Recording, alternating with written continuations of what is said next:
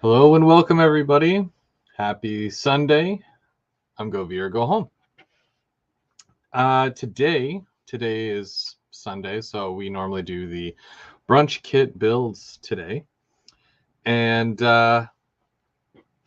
we normally show up every week. This day, roughly about this time. Sometimes I start closer to 12, but kind of a busy day today, so I thought I'd jump on because I'm home now and kind of get to work, right? Now, typically I build a kit or do some graffiti, and in the off chance, sometimes I work on the layout instead. And that's what we're going to do today. We're going to work on the layout today. And I've got a few things behind me here. You can see I got a boxcar up there. I'll take you there shortly, and we'll get to work. Hey, Canadian Locomotive Logistics, how's it going? Good morning. Good morning. And yeah, so we'll do some work on the layout and show you what I've been kind of up to, what I've been working on. There will be a layout update video for October coming up later on in the week, so look for that, where I'll do a full overview of basically everything I've been working on over the last several months, because last time I did one of those was for my two-year anniversary overview of the whole layout, which was back in either July or August. I can't remember. Hey, Dwight, how's it going? And Tim from the Make It Like That. Hey, how's it going? All right. So yeah, so typically on Sundays, I throw the link to the chat up if you feel like joining.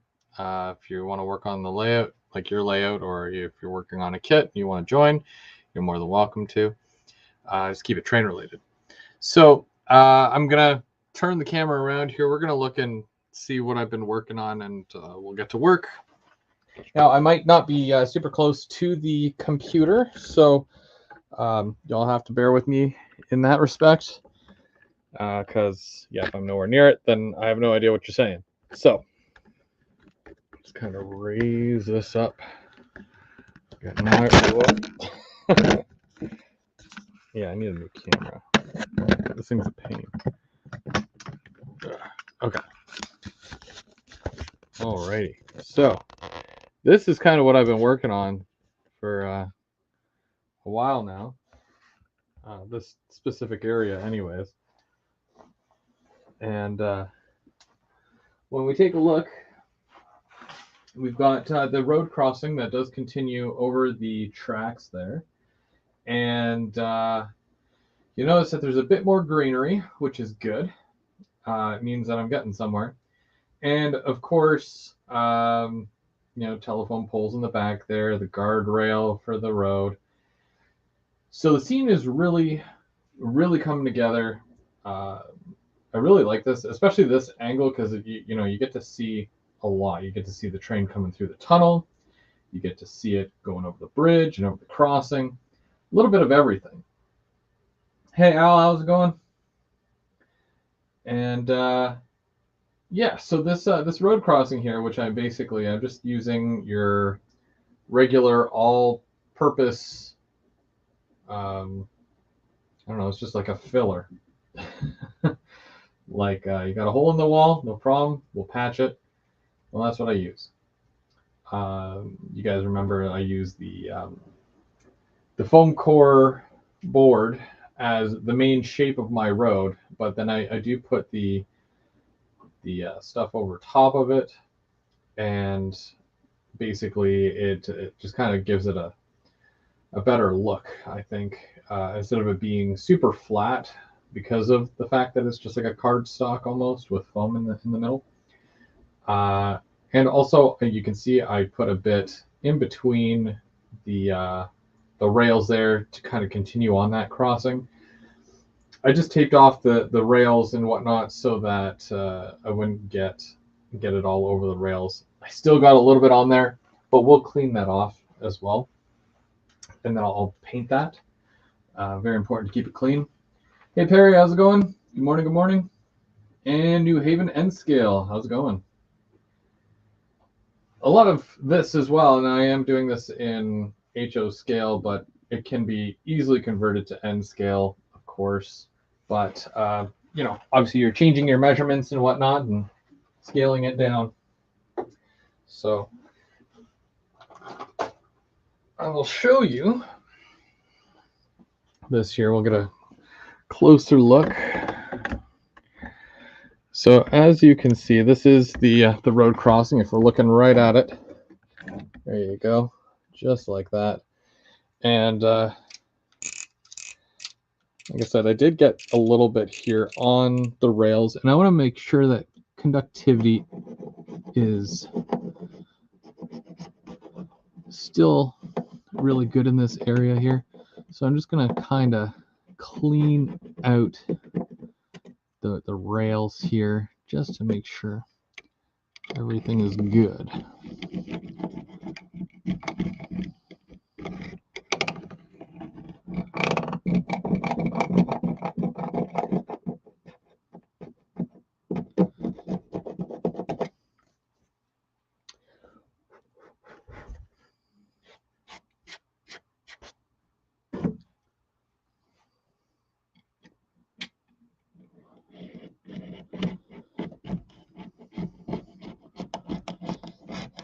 Now, there's different crossings you can do. This is just one variation of a crossing where it's just the concrete going right across.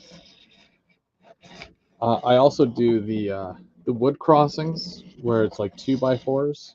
I really like doing those as well, but it's a bit more work, especially when you're dealing with, this is an elevated curve here that goes around. And when you're dealing with elevated curves, it's a little bit tougher to do a crossing that way, but should still be good. And it doesn't look. I mean, to me, it doesn't look terrible. It serves its purpose, which really, I don't like it too high. It should technically be pretty level with the rails, if not like a little bit shorter. But because I still have all the whiskers on all my cars, I don't really want to take them off.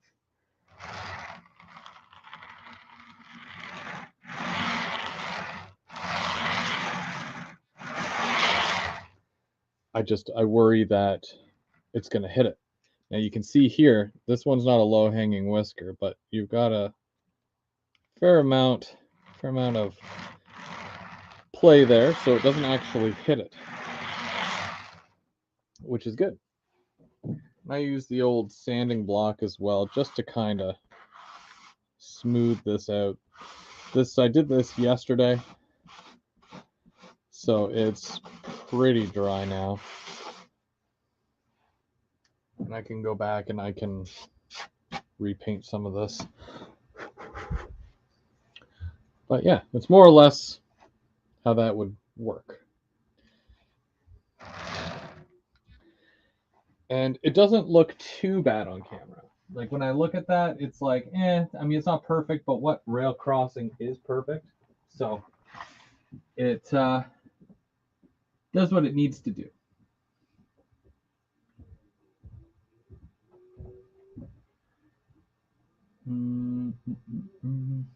Hey, Glenn. How's it going?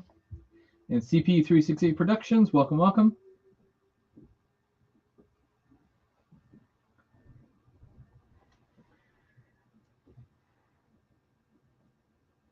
All right, so what I'm going to do next is just a bit of a test.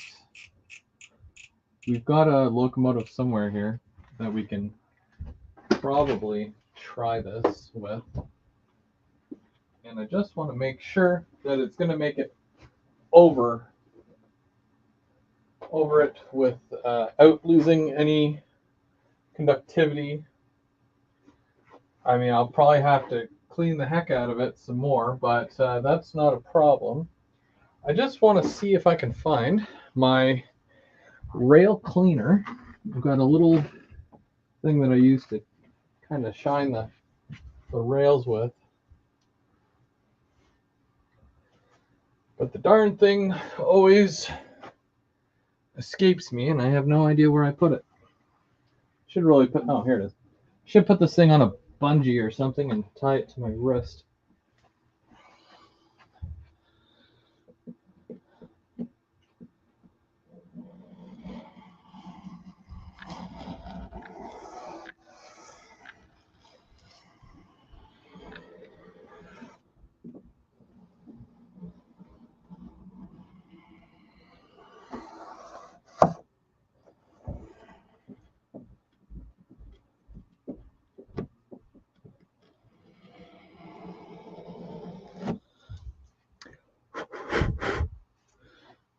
Okay. And I'm gonna have to remove some tape here as well, so you have to give me a second.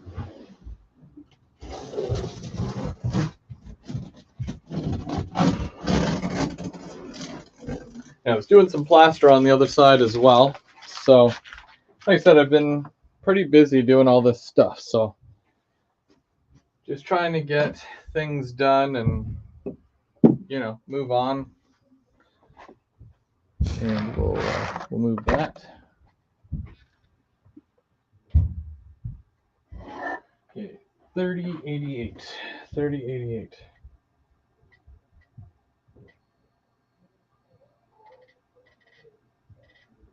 Okay, here we go.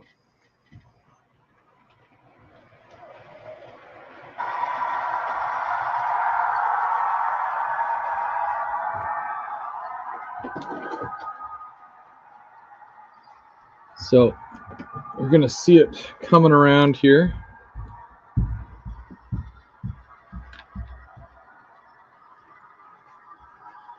Again, this is just a test to see how well this works.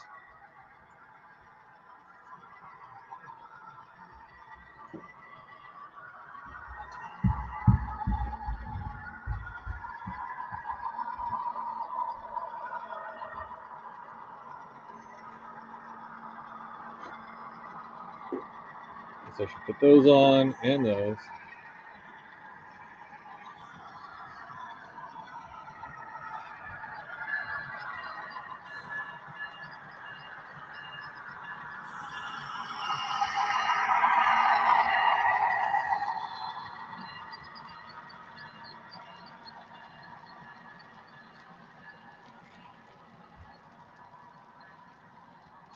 And yeah, there doesn't seem to be any issues, so that's great.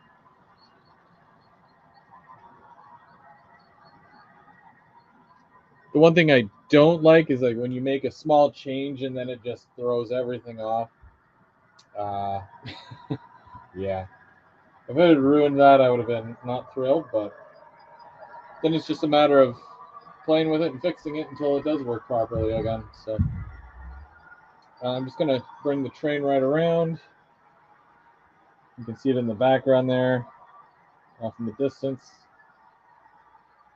All right.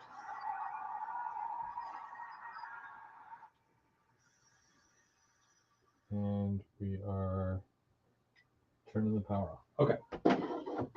Cool. So next I'm going to want to paint that just so that it is done.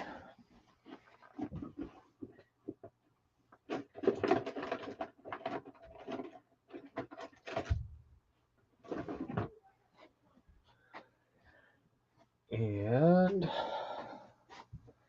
where did I leave the paint for that? Oh, here it is.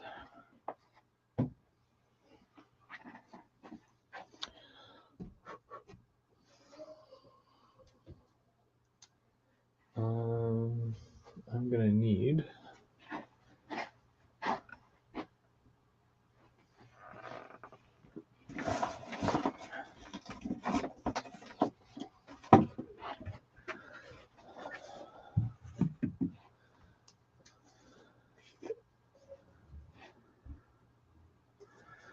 too much.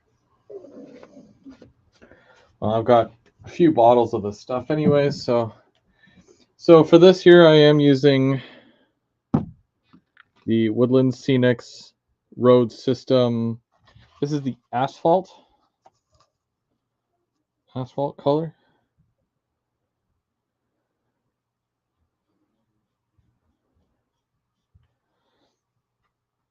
And I'm going to continue this right through here.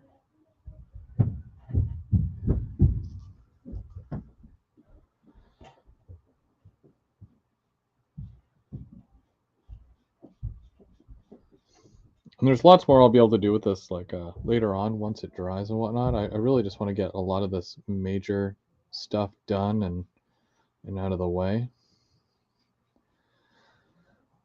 But as long as most of this is covered, then I'm good. And then I can continue on, let's say, with maybe coloring the rails after. And the ties are already painted by this point, so that's something I don't have to worry about.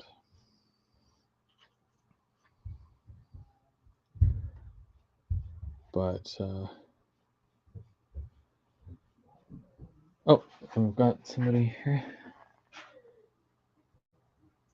and we've got Tim from They Make It Like That. How's it going, Tim? Hello. How are It's you going today? good. How are you? Good. What are you working on today? I'm working on this car, apparently. I just picked it random. Now, is that N or HO? This is HO. HO. Okay. Here's a N scale for scale purposes. Wait, I don't see. I just see the blue box car. That's all I see. My my camera is really laggy for some reason. Oh. It's like it just really wants to show us that picture of the blue box car. Yeah, this camera is super laggy. Hang on, I'll be right back. Can you take me out and I'm gonna maneuver? Yes. All right.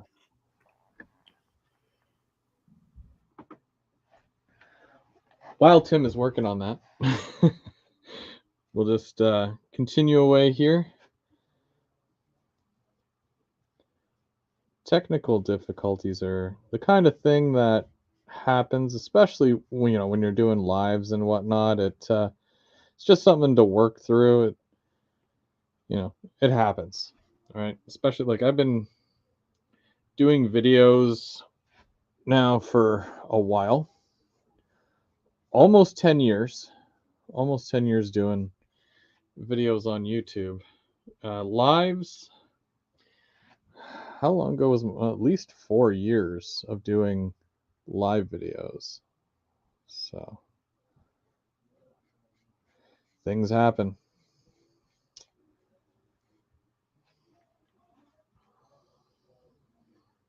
Now I'm also going to want to weather this road and obviously put in lines and whatnot, but again, that's a very small thing that I'm not too concerned with at the moment.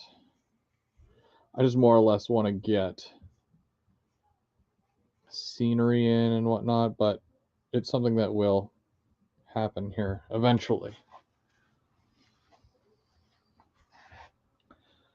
Just in case you're wondering. Like, why is there no lines on your road? Well, I'll come back and add that stuff.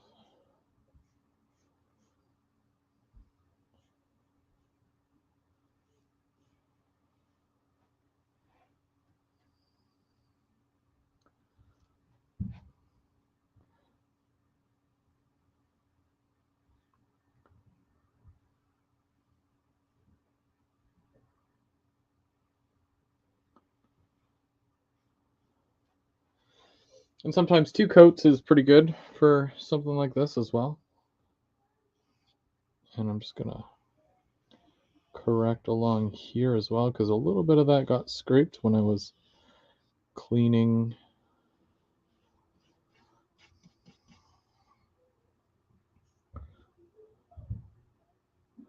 the rails here.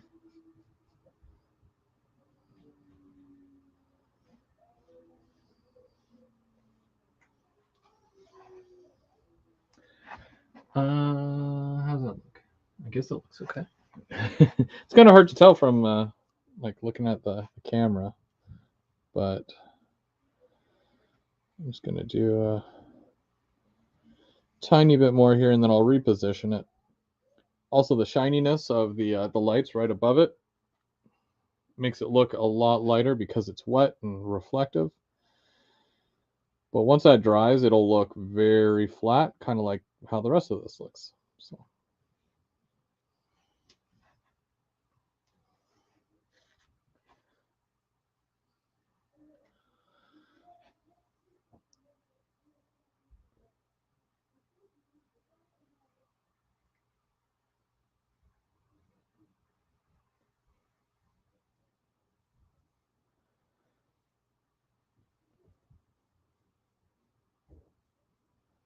Oh, Tim's back. There you go. Tim? Hello. Hello. First time caller, long time listener. All right, so let me see. I'm gonna wave my hand over the camera and see if there's a lag. Ready? Okay, go. Wave. Oh, that's nice. Yeah, Wave. yeah, big difference there. All right. Got a little more processing power on this computer. It happens. I was filming a couple of videos yesterday, so I had my work table in a different spot for filming than I do when I'm doing lives. Ah. So I thought, let me just jump on my laptop. It'll be quicker.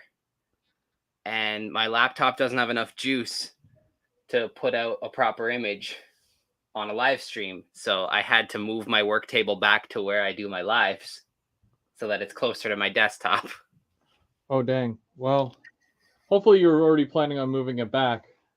Well, it's on wheels, so I kind of move it around everywhere. And then when okay. I'm not using it, I tuck it against a wall. Ah, okay. Well, that works. So it's kind of like halfway towards being cleaned up. Yeah. So that's kind of a win-win, I suppose. Yeah, whatever works. Well, it's nice of you to jump on and yeah, hang absolutely. out. I mean, whatever distracts me from actually getting housework done. Yeah. No, I was mentioning earlier. I'm like, well, I might as well start early because I got a lot of stuff to do tonight, and honestly, like because it's that time of year, I got to start bringing in like the winter stuff or the summer stuff from outside, like the canopy and all that. So I have to do the same thing. I have to clean up the backyard, and then put my I have to clean out my car because I don't want to do that in the middle of the winter. Oh yeah, no, absolutely not. So thought I'd start off the day with some fun and work on the layout because between work and other, the layout seems to get ignored sometimes. So this this car belongs to Forever DC 302. Oh, nice. I don't know if he's watching or if he watches your Sunday lives. I don't know. Doug, I don't know. He's a busy guy, so I'm not sure. I don't think he watches Sundays, but I'm sure he'll like whatever it is that you do for him there. Probably. I just sent him a message to tell him to tune in, so we'll see what happens. But if not, well then too bad. He gets what he gets. I mean, he gave it to me and said just do what you want. So this is what I want. Well, that's usually the best thing, right? You know, you go crazy with it, right? Exactly.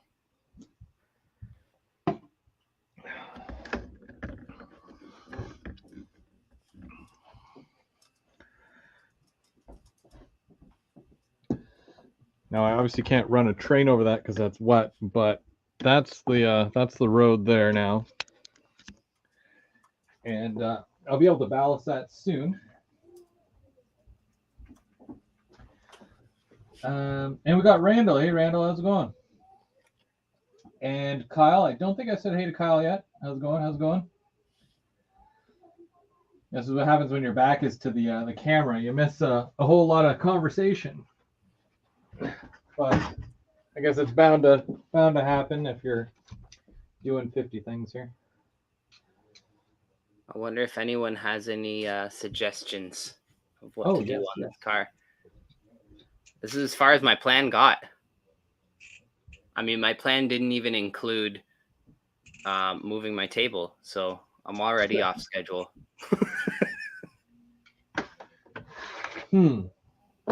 Any ideas? So are you looking for like maybe like a word or a phrase of some sort? Something. Yeah, I don't know. What about a character? Or like characters, you know, are they off the table here? Or? I do characters, but I'm kind of charactered out this weekend. That's fair. I did about 6 cars this weekend for various clientele and videos, and 2 of which had characters, and I'm a little character exhausted. So I'm going to give it a rest on characters. That's fair. That's fair. Yeah, if you keep doing one thing, then it, you know, loses its Well, the thing is, it's not something I typically do, so I want to practice a little more. I don't think it's live ready. Let's just put it that way. That's fair. That's fair. I'll get there though. I'll get there because characters are really cool. Yeah, yeah. There's a lot you can do with it too. Like you take the classics and you add like a modern kind of twist to it and stuff. Yeah, which is always neat. Like well, I guess one that you have seen would be Gucci. Gucci, yeah. Just put thug glasses and a gangster chain on him. Classic, instant classic.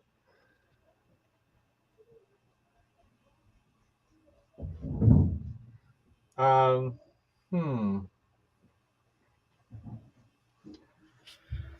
the Wi-Fi in my basement is trash today. Where's your modem located? Upstairs in the living room. Ah.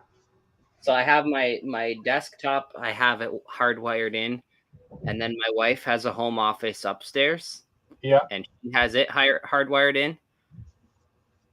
But the Wi-Fi in the entire house is garbage because the whole house is built out of concrete. Yeah. So it's just ridiculous. I need to get like boosters for like every room. Or move. I might just move. Whatever the easiest. Yeah. What's easier, switching internet providers or moving? Well, you know, it's funny because a lot of people will say, well, I need more bandwidth, but if it's not available in your area, the only thing you can do if you need more bandwidth is move. Exactly. That's why it's always important to check something like that, like especially if you're internet heavy, if like you're an internet user. You're a YouTuber. Yeah, like when you move to an area, you want to make sure that whoever is providing for that area provides you enough of what you need to do whatever you need to do. Exactly.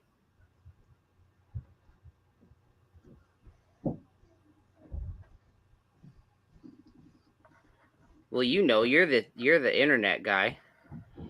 Yeah, and you know, even like before we moved here, the first thing I did, which a lot of people don't think to do, is well, I got to check to see what providers are offering what. Yeah. So not a lot of people do it. They find the house and the location, and that's perfect. But then when they realize that all they can get is like 5 megs, it's like, oof, sacrifice. Yeah, well, with us, it's really annoying because we have, we pay for like 150, is it megabytes per second? Yep. So we pay for 150, and on average, we get like 75. So literally, we get half the speed that we're promised. Who's your provider, if you don't mind me asking? Fido. Fido. Okay. We honestly went with them because they're cheap, but Yeah, you get what you pay for. yeah. I mean, like, I find that every company is different in that, where with the company that I work for, without mentioning names, we if you say that you want, let's say, 500 megabytes per second on the download, we guarantee you 90% of that at your modem. So when you Yeah, run a speed test from your modem, if it's not above the 90%, then there's obviously an issue. exactly. But with other providers, I like right now I'm paying for 500 megabytes, but it fluctuates so much, and there's no guarantee there. Yeah, 500. That's awesome. It honestly doesn't go very far because of all the devices that I have. Right. Like, everything is smart, like smart TVs and TV boxes, and then 50 computers, 50 cell phones. So it turns out, like, I'll try to play like PlayStation online, and I'll get like 25 megabytes, and it's Yeah, like, that sucks. I need more because there's like oh, lag that's and all true. that. That's true. You always forget about the devices. Yeah, But even right now, like I'm home alone and I can't get a solid internet connection anywhere in my house. dang. Yeah, it's always rough. Wi-Fi is like terrible, but like now they're introducing Wi-Fi 6, which Okay.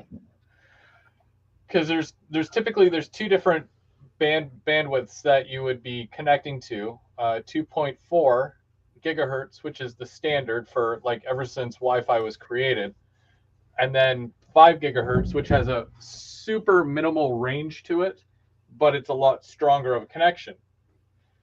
And then Wi-Fi 6, which is just more bands, less interference, yada yada yada. So technology, it has its good points and it has its bad points. Exactly. Can't live with it and can't live without it. That's true. That's Like true. literally. Remember that outage? Oof. Yeah. I don't even need to specify which outage. That was a rough day. Was it a day for you? Oh, it was. For me, it was like 3 or 4 days. Oh, really? Oh yeah. Oh man. I know my brother remember that big snowstorm we had last winter? Was it the snowstorm or the ice storm? No, the snow, like that huge dumping of snow. I mean, this is Canada, so. Yeah, but this was big for Canada. Like this was um, I can't remember when it was. It was early on in the winter. I think it was like January maybe. I don't even remember. like mid to late January. Something like that. I vaguely remember, but you got to remember the same weather doesn't always hit me that hits you. That's But true, but this was pretty big. Like it was pretty big. But yeah, anyway, my brother, he's on he lives out in the country yeah, and he has internet that's provided by a smaller internet company that has towers on like farmers fields and stuff like that. okay. And because of that storm, several of the towers got knocked down, Oof. like full on, like folded in half. Like the only way to fix them was to like tear them down and rebuild new towers. Yeah. So he went for like 6 weeks without internet. So then does he, so I guess the type of internet that he has or had, they connect to like their modem connects to cell phone towers then, huh? Yeah, but it's their own towers. Their own towers. Yeah. Okay, so a dedicated. Yeah, it's a dedicated network of towers and it only Oh, provides internet to rural areas. oh, okay. And it when essentially it's like a chain, right? So if one of them goes down, then several of them are affected. But I think they had like 17 towers go down or something like that. Oh man. So if one tower can affect 3 towers, then essentially 17 towers is 17 times 3, which is math amount of towers. Yeah. Math amount of towers. I don't want to do math. Someone in the chat. What's 17 times 3? Alexis knows the answer. Oh, she knows. She has all the answers. Oh shit. I mean, darn. Drat. Drat. Bamboozle. Gosh darn it. Okay, watch out, Golly kitty. gee. So yesterday I opened up the fridge and I didn't have any bubbly in the fridge. So I was a little bit sad. So I'm like, okay, that leaves me with water, milk, apple juice, and I have 1 Heineken left in the fridge. No bubbly. Yeah, and I'm like, I don't really want to have a beer right now. It's my last one. I don't want to have it right now.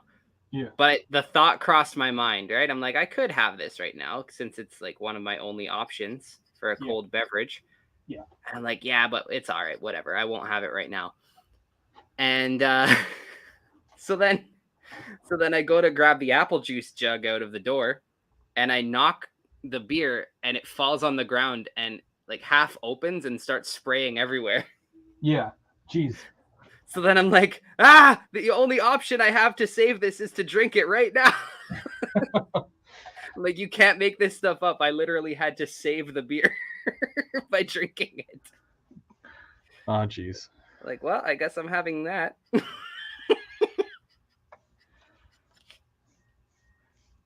Well, it happens, I guess. What can you do when you're forced to drink a beverage against your will? Die of thirst or... I was saving its life. You're saying it's like... It would have been alcohol abuse if I didn't have it. I was just gonna say, isn't that alcohol abuse? Oh, no, I don't want to update. Why not? Oh, I don't know. It was like some... I don't know if it's Kaspersky or something. I don't know. I always got to pop up for some weird... My computer always updates in the middle of the night without my asking. Or without asking me, rather. It's really annoying. I can't see. Yeah, there we go. So I'm just painting fascia right now. Oh, that's fun. Yeah, normally I get my wife to do this, but she's been super busy, so I'm not going to bug her. Also, she's at work, and this gives me something to do. Fair enough.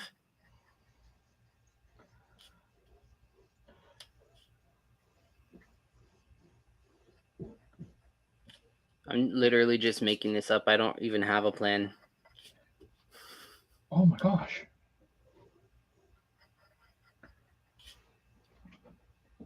Even when I try not to make a mess, I still make a mess. And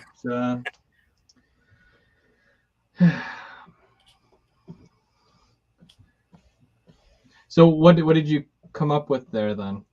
Oh, I don't know. Just some letters. Oh, just some letters. Oh, okay. Yep. It's not even a word. It's just letters. I'm sure it makes sense to someone. It could. It could. But that's what happens sometimes with graffiti. Is it makes sense to the person that did it, but when you see it, it just looks like a mess. Yeah. Or they'll take a word and totally spell it wrong. Yeah. I do that if I'm running out of space. Ah. Like say I'm going to put the word track. Yeah. TRACK. Yeah. If I'm running out of space, I'll just put TRAK. Yeah, that works. And you still get the, you still see what it is, right? So. Yeah.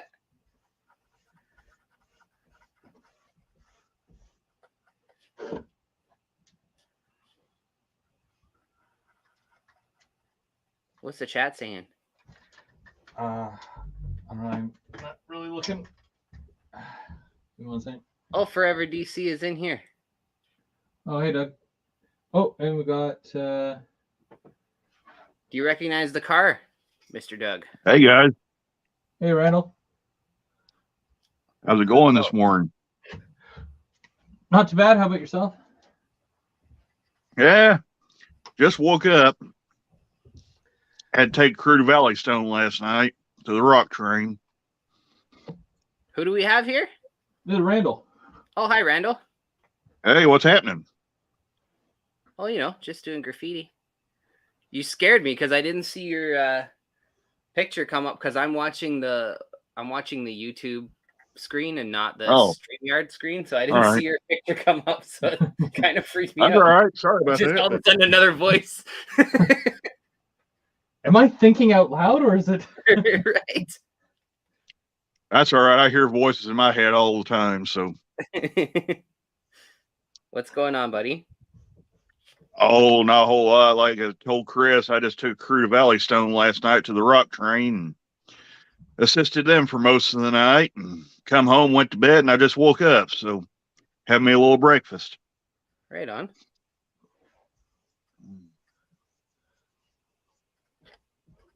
A little bit of bacon. It's actually stir-fried chicken. Oh, fair enough. stir fry? Mm-hmm.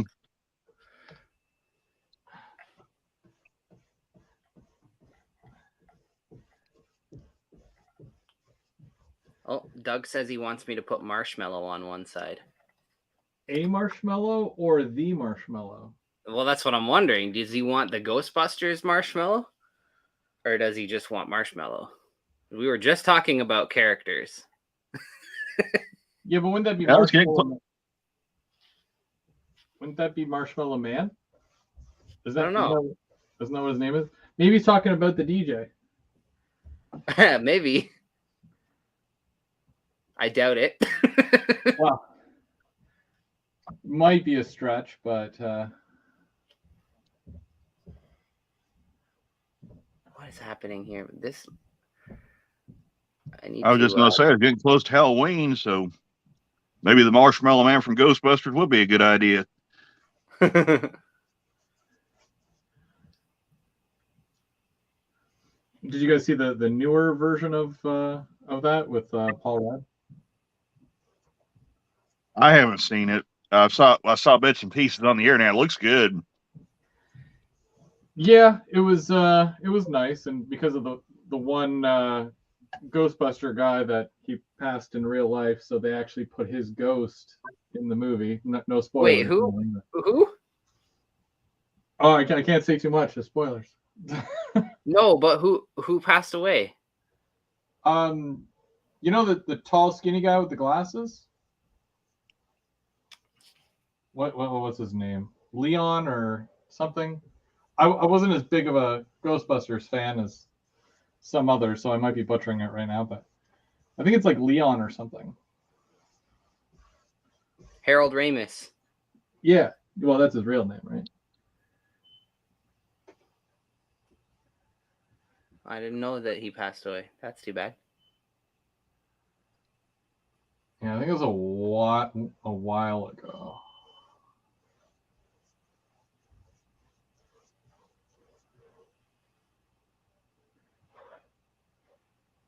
Yeah, when I look up marshmallow graffiti, all I get is the DJ guy.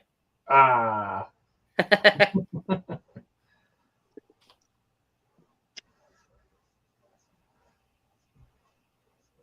Yeah, that's too on the nose. I'm not going to do that.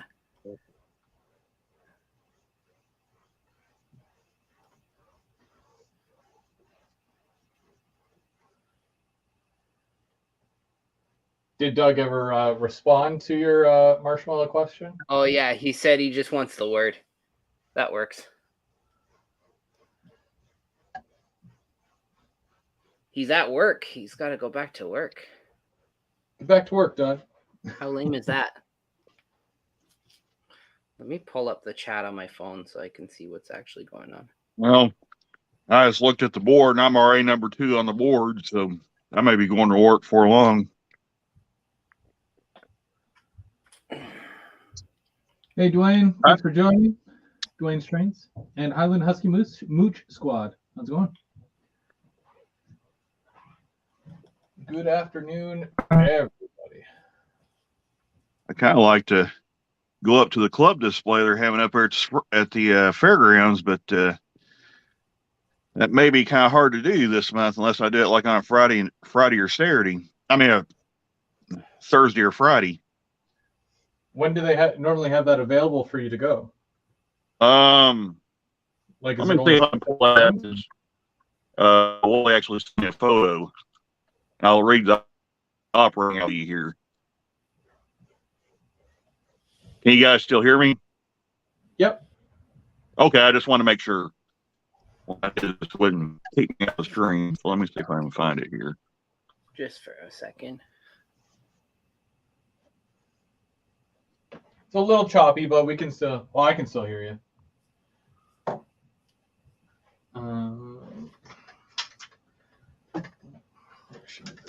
I'll have to back out of that because that didn't do nothing.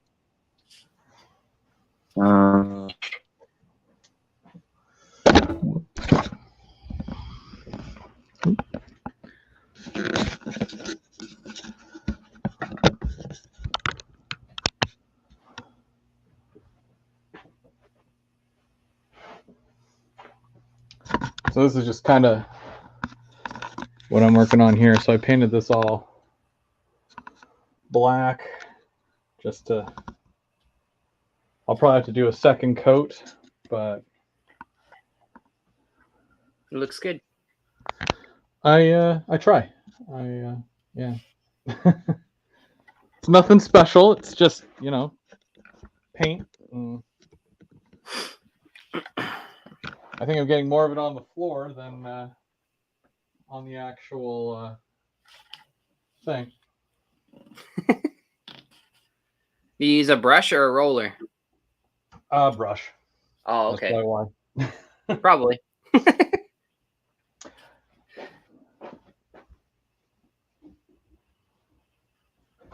Yeah, I don't make the rules. Carpet cleaner anyways, so I can just.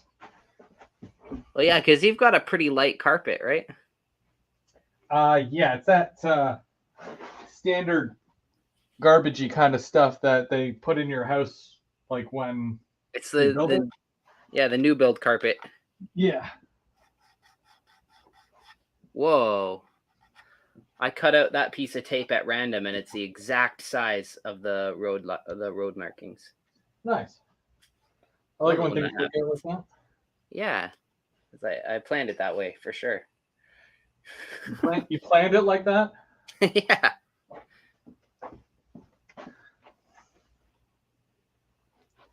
I will say, for the record, I pulled this car out of the box, and this step bar on the bottom here was a little bit loose, like it was about to snap.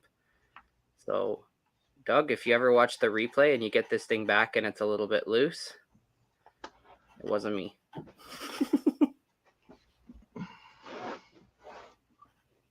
I might actually put a little bit of super glue on that before I package it back up. It was totally Tim. No. He's gonna fix it. That means he's guilty.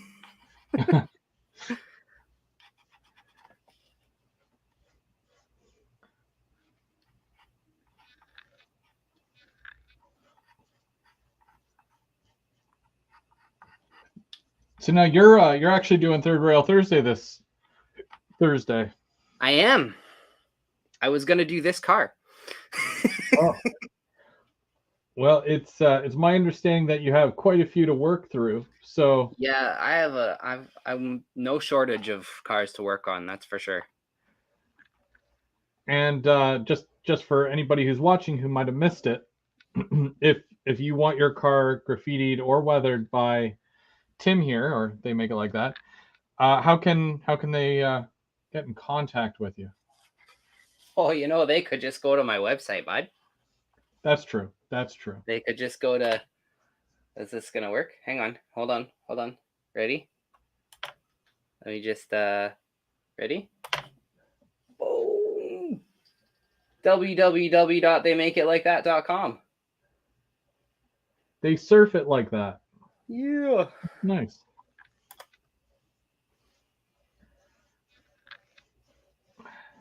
And wrong one. That was almost smooth. Almost. Was Randall gone? I just noticed. Oh, he's being very quiet. I think. Oh, looking at my screen, it just shows the two of us. I don't know if he dropped out or if he thing. I don't know. I don't know what screen to look at, to be honest. I have StreamYard open on my desktop, and then I have the live on my laptop. But my live on my laptop is super delayed because I'm on Wi-Fi and it's garbage. Wi-Fi. Too many screens. Yesterday I tried a new thing. I had I was filming a couple videos, so I had my cameras all set up and everything, but I wanted to make sure that I didn't get any timbrim. Yep. So I hooked one of my cameras up to a flat screen TV that I have in my basement. Nice. And just like this massive TV screen showing what my camera can see. I'm like, if I see that the entire screen turns blue, you're gonna know that my hat is in the frame.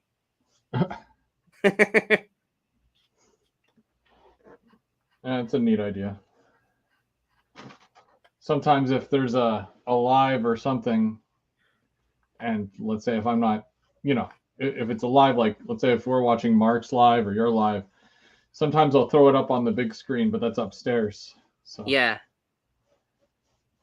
And then I just do all my commenting from my phone. Yeah, I do the same thing actually. It's easier because I don't have YouTube Premium. Yeah. So if I want to like quickly check something else on my phone, then I lose my spot in the live.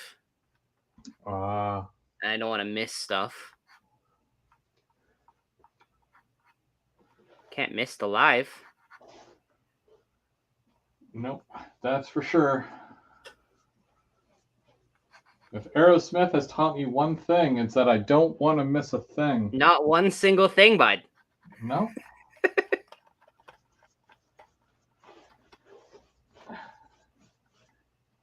Geez, I really should have just left this for my wife. Not a fan, are you? Well, like there's things that, I'd rather be doing. Yeah. Like that's why, like I'll just drop one feeder and I'm like, yeah, the whole layout's powered. But it's like then that whole power thing happens and you're like, I guess I have to drop another power feeder, and then 50 power feeders later, you're like, please don't. I don't want to do any more electrical. I try to avoid it if I can. But yeah, like some of the smaller things that I find to be not as enjoyable, if I can get away with not doing it, then I will definitely try my hardest to not do it. Makes sense.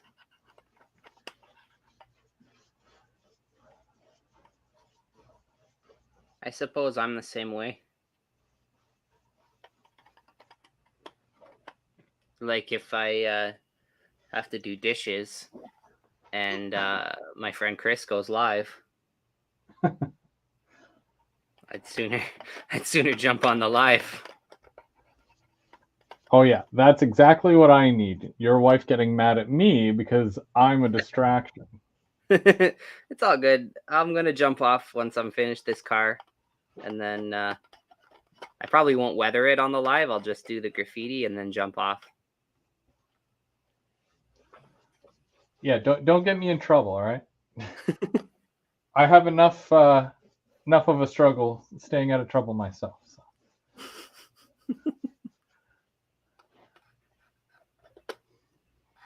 Now, do I go back and do the second coat now? I think I probably could.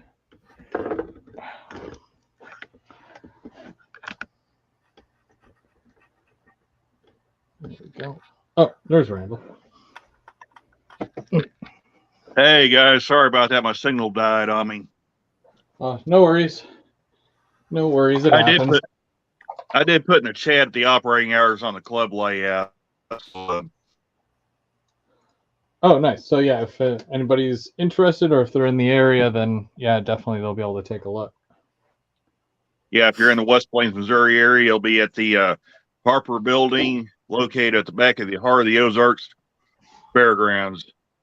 So it'll be a big, long, white building. So I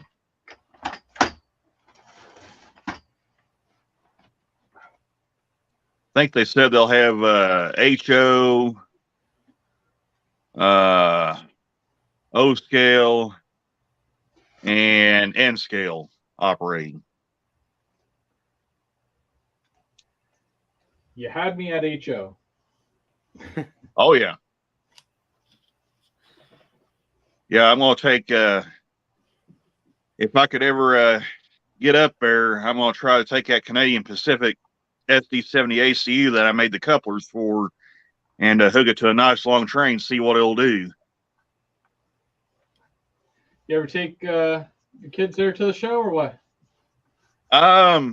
My niece really isn't into that kind of stuff as far as going to the train shows and whatnot. She's more like into the building stuff. So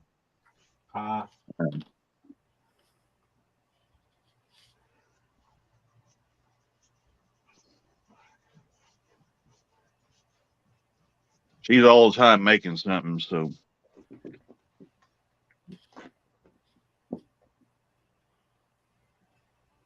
like yesterday when I was up there, her and one of her friends from school was up there, and they were making a cake in the shape of a human cell, was what they told me they was doing for a science project. Like a red blood cell? They never said what kind of cell it was. They just said a human cell was what it was supposed to be shaped as. So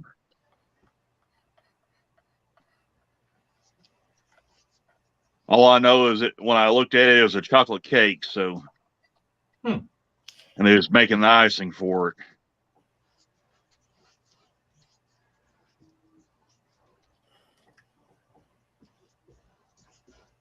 Chocolate cake sounds good right about now. Yeah.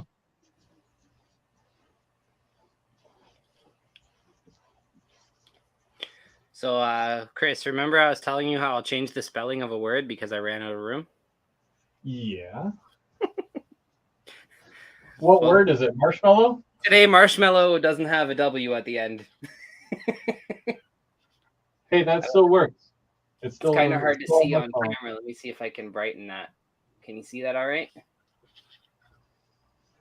I can't see any. I can see the corner of my laptop, and that's it. Just fair enough. Because you're far away. I see. Sorry. No worries. I'll look. I'll watch the replay. Yeah. Doug's just gonna have to learn how to deal. It'll be all right. Deal, Doug. Deal. He's not even here. He can't stop me. The true power of graffiti. You think people want graffiti on their trains in real life? Won't stop. They make it like that. Oh, speaking of which, yesterday I saw kind of a blast from the past freight car.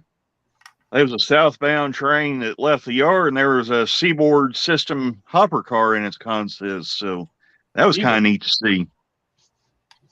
What was it? Not too, which was surprising. Do you know what it was carrying, or?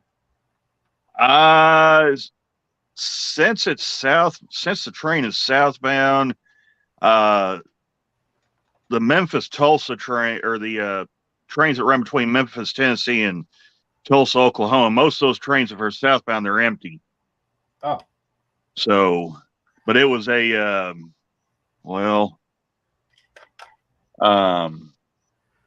I'd have to run in there and grab that hopper car that I got. But it's one of those Pullman standard hoppers, I think is what it was.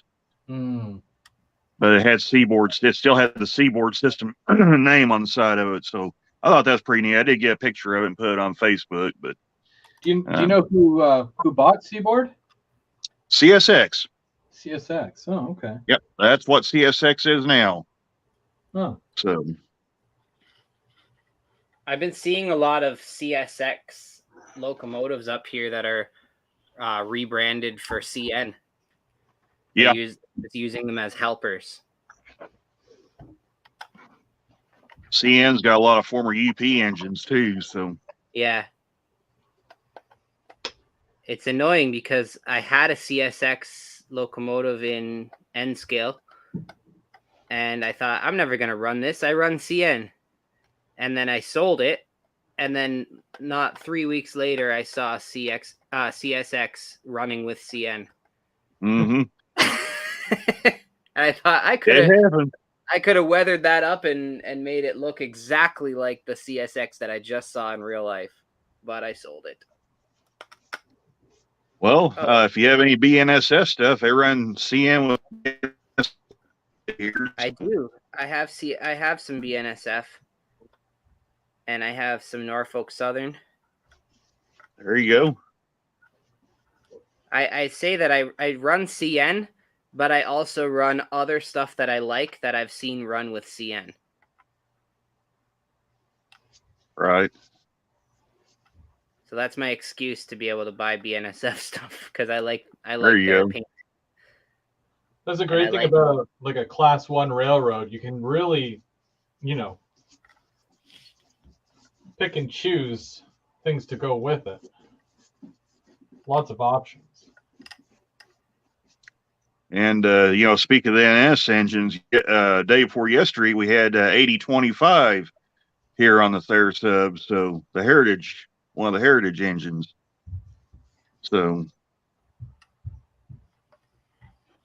and I will not pronounce the name of that engine because I will probably butcher it and anger all the old school rail fans. So it's the gray engine with the big red M on the nose. That's what I always say it is. Gray with big red M. Yeah. Oh, I have no clue. now I'm curious. Just look up NS 8025 and you'll see what it is. NS 8025.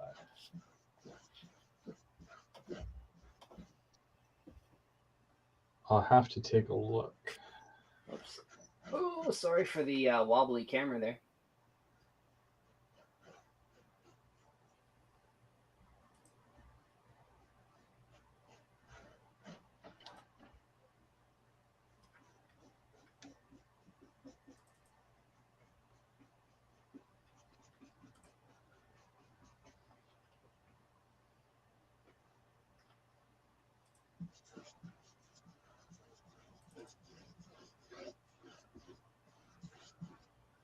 Randall, do you have any videos coming out in the next little while, or?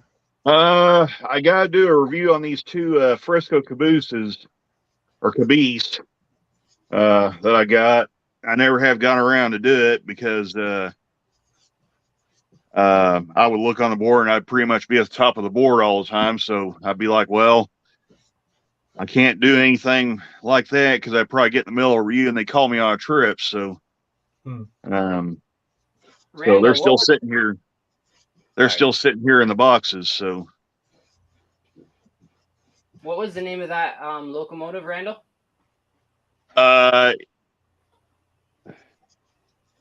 It's NS 8025 8025. I think it's pronounced Mon. Oh boy. 8025. You said. Yeah, CP368 Productions has it. It's boy, I don't know how you pronounce that. Monongalia or something like that. He said it's a Conrail predecessor. Monongalia Heritage. Yeah. I don't know. But it's a gray. It's painted gray, has a white stripe down its flanks, and it's got a big red M on the nose. It actually has the name spelled out on the side, but yeah, I'm looking at it right here. I got it up on the screen. I don't know if you guys can see it. Yeah, that's it. That's the one. I can also see it. That's never heard of it. Never seen that before. Mind you, it's probably more south of the border, but that's only the second NS there's a division that I've seen. I think one of my buddies in the club actually caught a third one that I missed. The only two I've seen personally are the Illinois terminal engine, and then this engine here that Tim just had up there. So.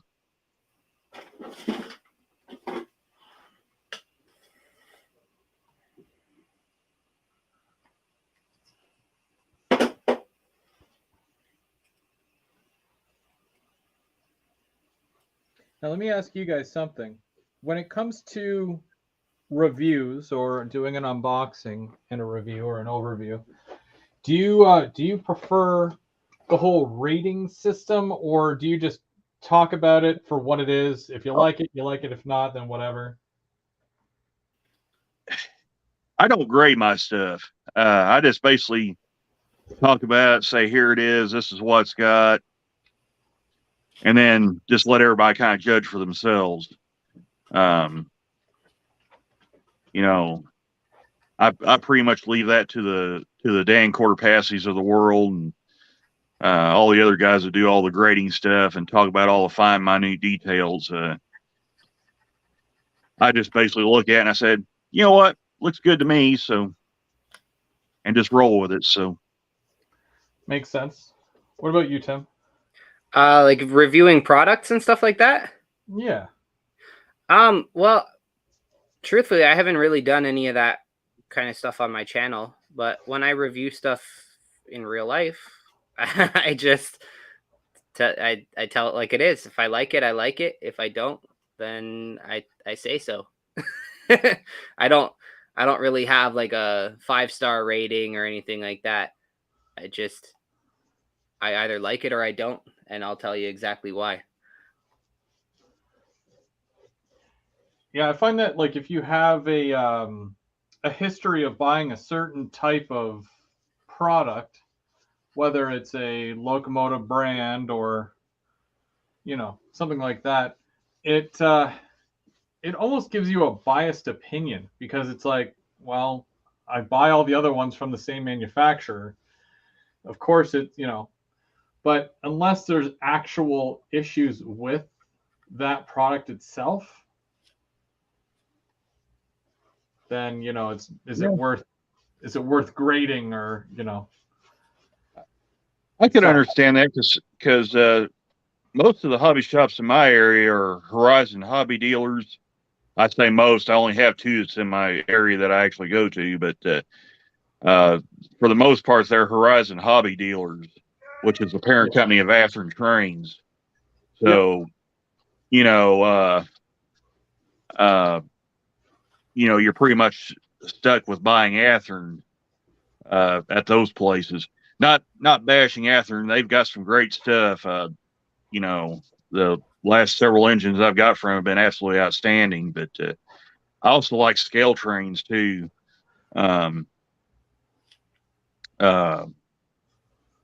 25th anniversary engines they did, I like them. They look really good. The Tier 4 Gevos are always great. They've got some good stuff out there. So correct me if I'm wrong, Chris, but we don't really see a lot of scale trains up here, eh? Yes and no. There's a very small amount because they're very particular as to who sells their product. Oh, true. So yeah, unfortunately, there's not a higher amount that get moved this way. Also, their price point is closer to like the 400 mark for a sound locomotive, where a lot of other brands are still around 300, and you get just as good or sometimes better, but depending on the locomotive and all that. Makes sense.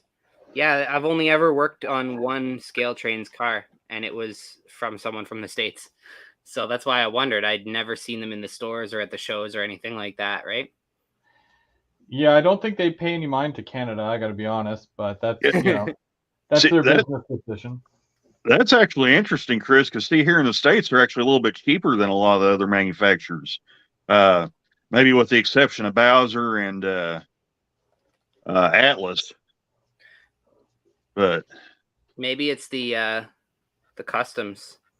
yeah, I think that's a lot of it. Great. Well, for I a mean- let's say a DCC sound Bowser locomotive, what would you normally expect to pay? The last one I looked at on Train World's website was the SD30 Eco that they're coming out with. I think they've got it for around 270 ish. I think it's 269.99 is what they're showing. So, Yeah, so that translates to about 350 Canadian, that was gonna be my guess. Yeah. which is that seems like standardized pricing for a lot of the shops out here. So, right. I mean, like where I get my Bowser stuff from, I only pay about 300, maybe like 290 for a sound. Yeah. Which is really good as well because it's under that 300 mark. But yeah, it really depends on the locomotive. Those And Ecos look amazing, by the way. yeah, I saw Train World did a preview, a sneak peek of the actual model because I got the email from and I took a look at them. They look really, really good, Chris. A buddy of mine who is very close with the Bowser people.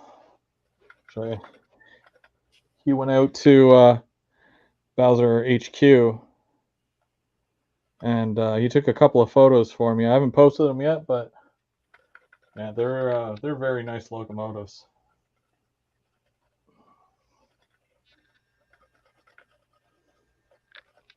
Oh yeah, it does look good.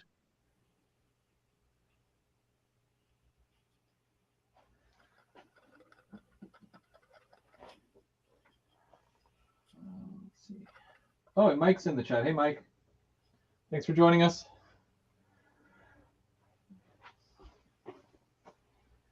I have a bit more to go here.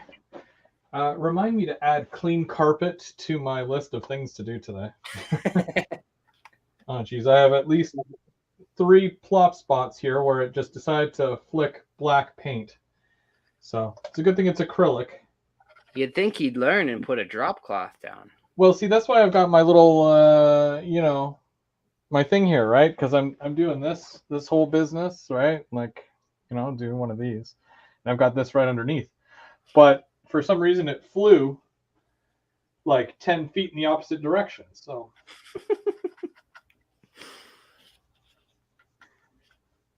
maybe I'm just painting so angrily or something. I don't know. Maybe.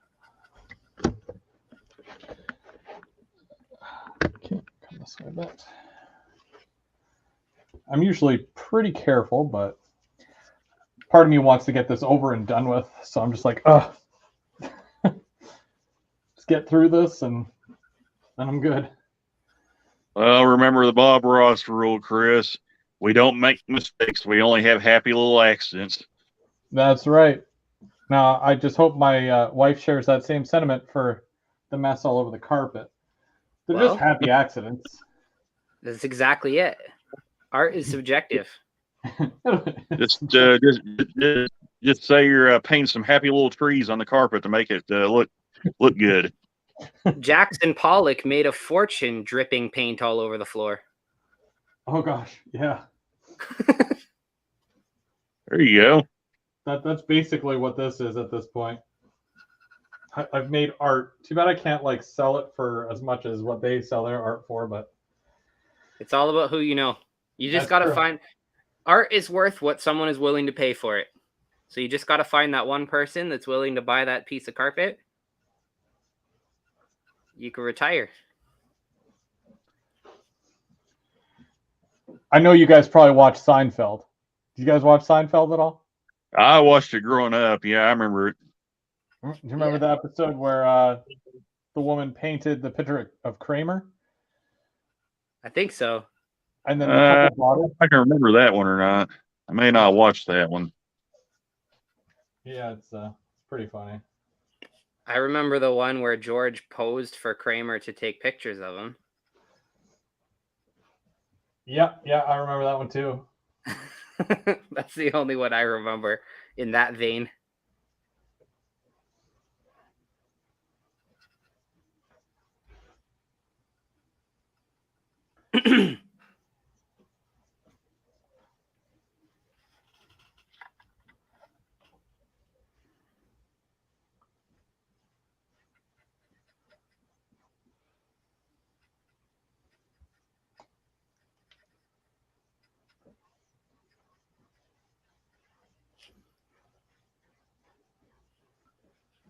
Oh, I saw your text message, Tim.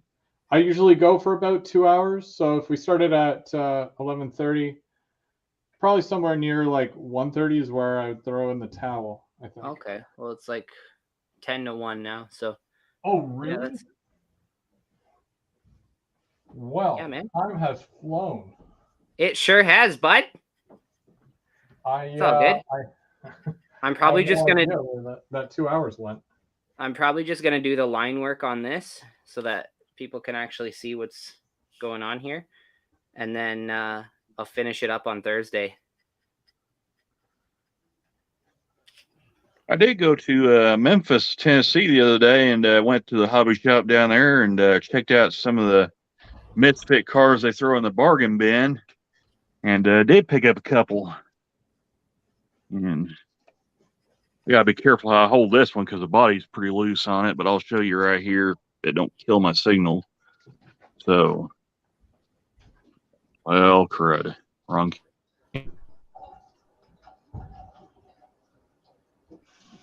He's already starting to cut in and out. Sorry, just washing a brush.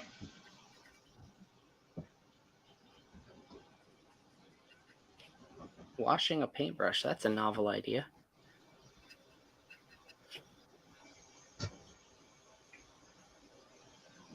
Okay, so there's that CB&Q. Oh, right on. I think it'll work pretty good. So, It's a nice canvas.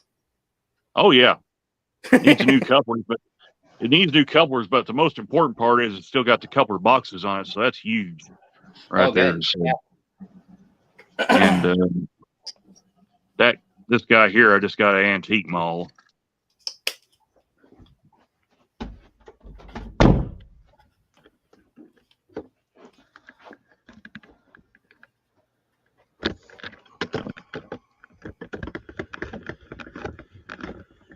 Oh, a little switcher. Right on. Look good. So, and this guy here, this is another one of the hobby shop finds down there. It needs a new truck, but the body and everything's still good on it. So,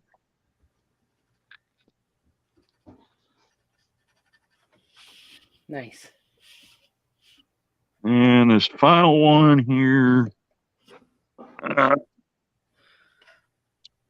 just because I like the Santa Fe shock control box cars, this was to get it. So,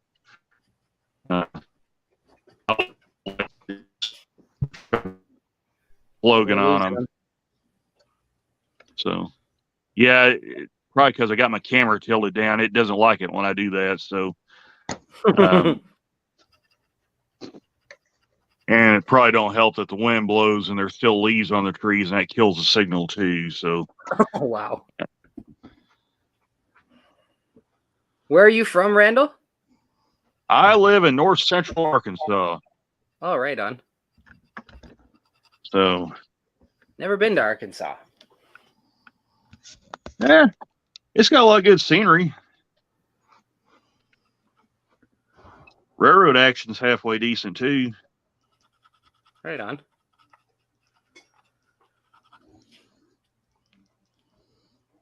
I know Jason, the train freak, he lives over there on the Union Pacific side of things around Ball Knob. He said the traffic kind of went down quite a bit there. The traffic here on BNSF are kind. I've always told people they're kind of like a light switches of late. They're either on or they're off. They're running trains like crazy, or they're not running anything at all. So,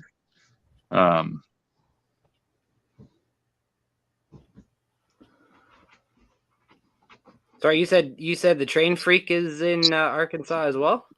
That is correct. He's about 3 hours south of me. Oh, right on.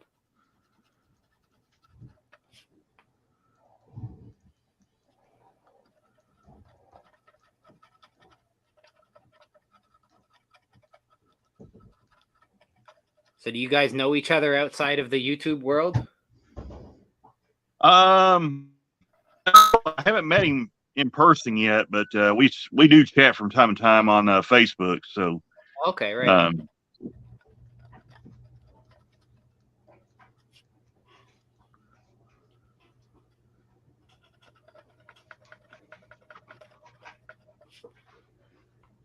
That's the best thing about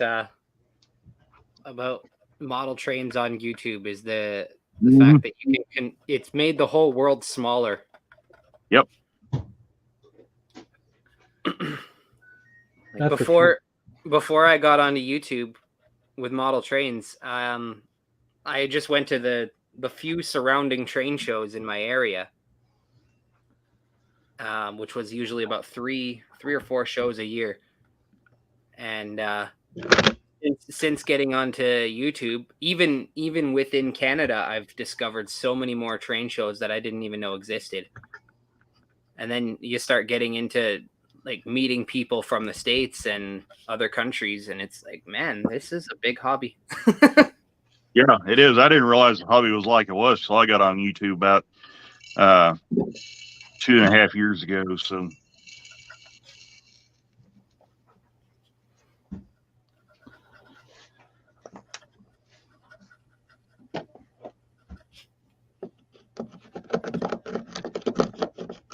Like if you had said to me 10 years ago that I would be shipping cars all across North America doing graffiti, I would have laughed at you.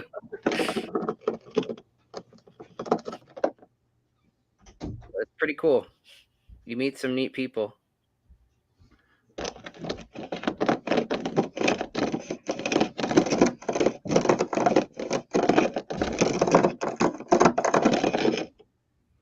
Oh, is this just a live of things you don't want to do, Chris?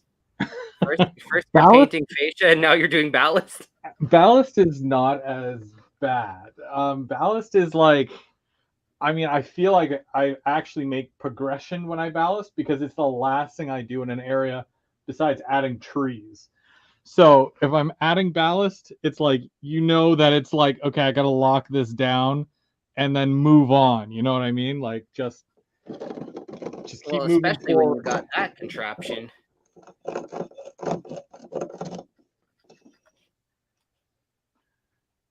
But yeah, it's fun. I don't know.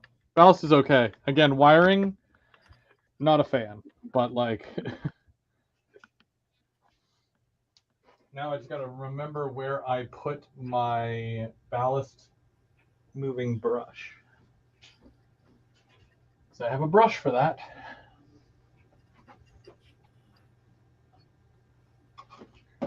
Is this it? Yeah, it is now. Okay. correct side Mike says he's back.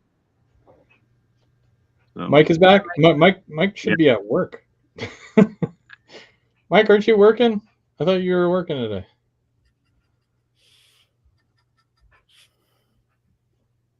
You wanted to take some time off to come watch the stream. I don't blame him, but Yeah, let's let that drag. Which I do apologize to everyone in the chat. I haven't really been paying attention. It's not like a normal setup I've got going on here. So,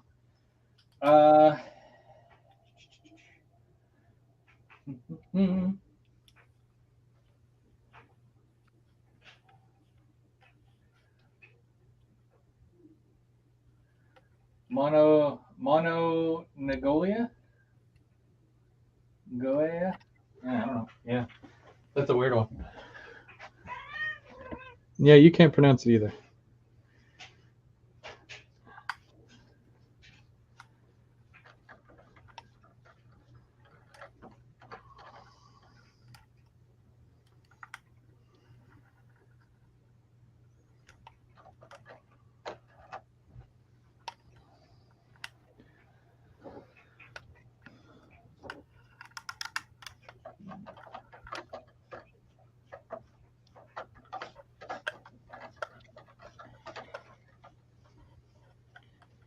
I'm probably going to come back and add rail crossing signs here and all that, but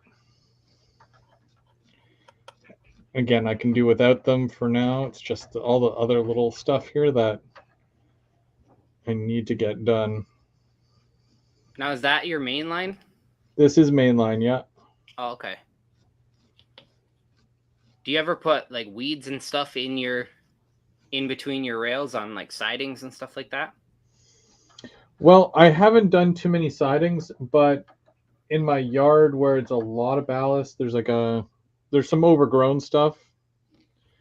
But in sidings, depending on the industry, it's something that I would consider doing.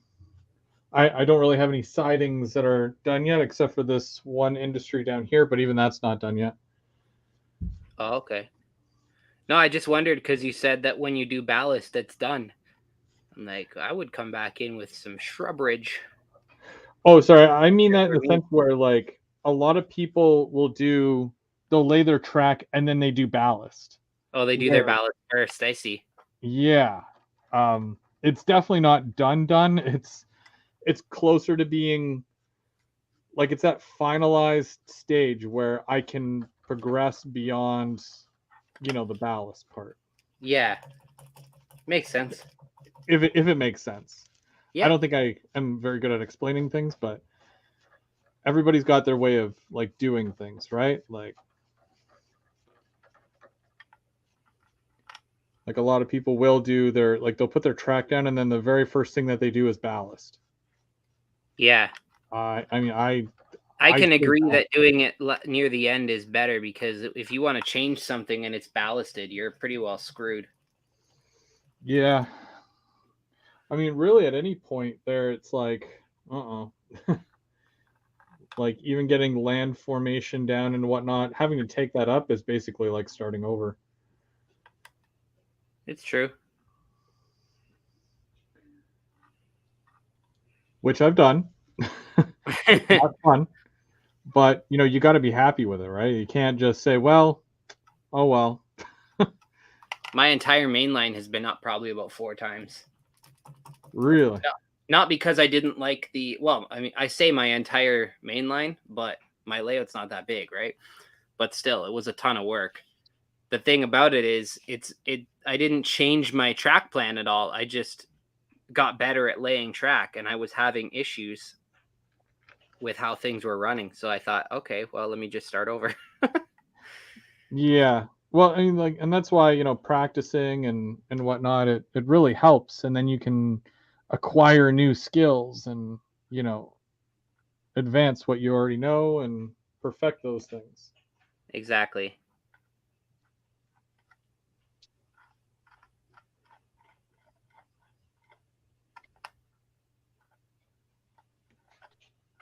Unless you're just naturally talented, which, nuts to you if you're naturally talented, because in certain things, I suppose, but we can't all be amazing at everything. No. Unless your name is Luke. That's true. Mind you, I'm pretty sure he's worked at his craft for, years, but it seems effortless, like when you watch it, doesn't it seem effortless? It just Absolutely. So I'm just gonna make this cool looking diorama today, and then it's like I show people his stuff without telling them that it's a model. Yeah. Just to see their reaction. I showed my sister-in-law the waterfall one that he just did. Yeah. I showed her the opening photograph of it. And she's like, oh, that's a nice waterfall. Where is that? I said, I don't know. It's probably on a table somewhere. She's like, what are you talking about? I'm like, it's a model. She's like, no, there's no way that's a model. She just didn't believe me. Yeah. It's like a still image, basically. Yeah. Yeah, it's pretty crazy. Stuff that people come up with and things that people can do. All I know is if my trains can make it a lap around the lab without catching on fire or flying off the table, I consider that a win. So absolutely. That's some pretty high standards there, Randall. Yeah. If it doesn't set off the smoke alarms and it doesn't it doesn't try to yeet itself off the table, then we're doing good.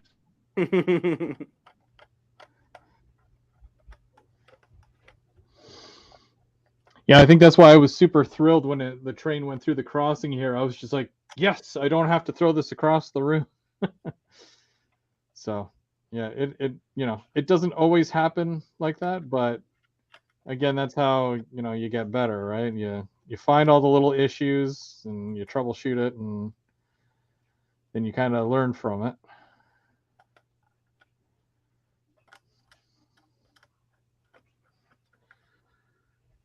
Like ballasting, I still find is a very tough skill to learn, but like the more I do it, the more comfortable I feel doing it.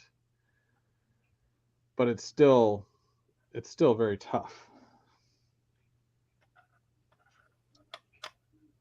I haven't I know done it for a in a long. long time. Sorry, go Yeah, ahead.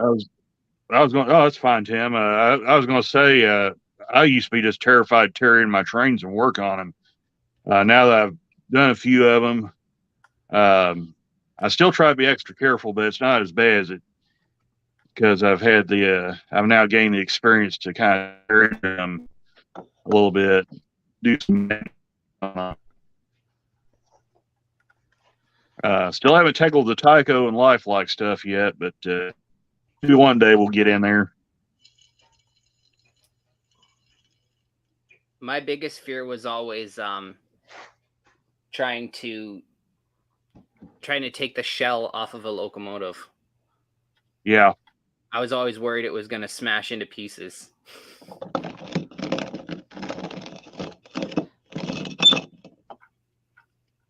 Yep. Yeah, I still feel very like even taking the passenger cars apart, the bi-levels and whatnot, it's like at $150 a piece, you really don't want to break it or mess it up or.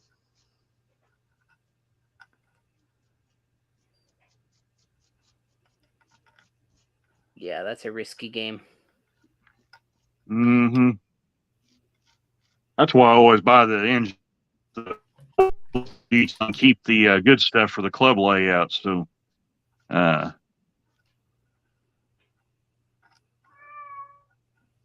like this little switcher I showed you guys a little bit ago. This is kind of what I run around here on my home layout, and the bigger engines go to the clubs. So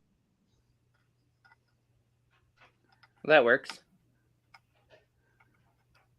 Because their curves are a lot wider than mine are. I only have 22-inch curves, and theirs are quite a bit wider. I can actually run my Athearn Auto Max car on their layout, and I can't run it on my own layout. So, No, I know a lot of clubs have standards as far as quality.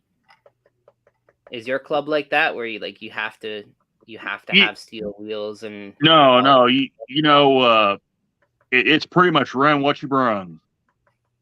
Their layout is set up as such where you can flip a toggle switch and switch it from DCC to DC and back to DCC, or you can run a mix of one loop DC and one loop DCC. So it's actually possible. It's actually possible you could take an engine that's 50 or 60 years old, stick it on the layout, and actually have it run side by side with a brand new engine without having to worry about anything. So, Little something for everyone, right? oh yeah, yeah. In fact, last year the club president brought his Bowser. He had I think it was a Bowser steam locomotive that he built out of a kit and ran on the layout. And that I forgot how. I think it's well over 50 years old, but he assembled it. Hadn't painted it yet. At the time I filmed it, it wasn't painted, so it was still bare metal. But it ran good. Pulled a pretty good load of cars too. So.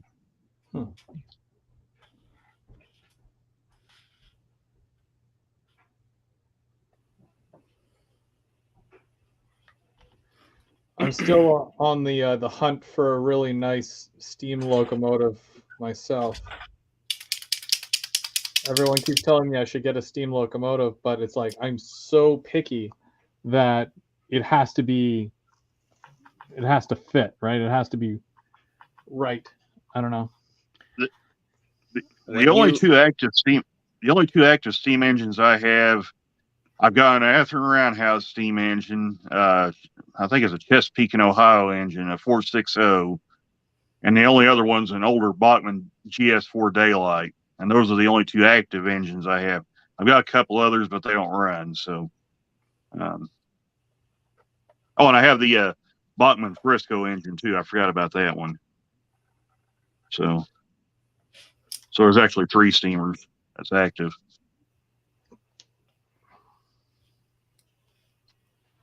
The thing with steam, Chris, once you start running steam, you're really gonna find out whether or not your track work is good. That's true. That's true. Probably another reason why I'm worried. I'm like, uh-oh. Diesel is very forgiving compared to steam. It'll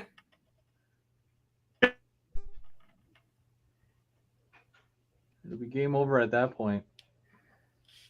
And also the steam engines are a little more high maintenance because you got so many more moving parts than a diesel. So that too, yeah. In all honesty, I'm pretty sure that's why my brother actually switched to diesel.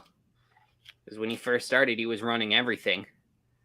And then very quickly realized that diesel was a lot more forgiving because he was a beginner, right? He didn't know how to lay track like he does now.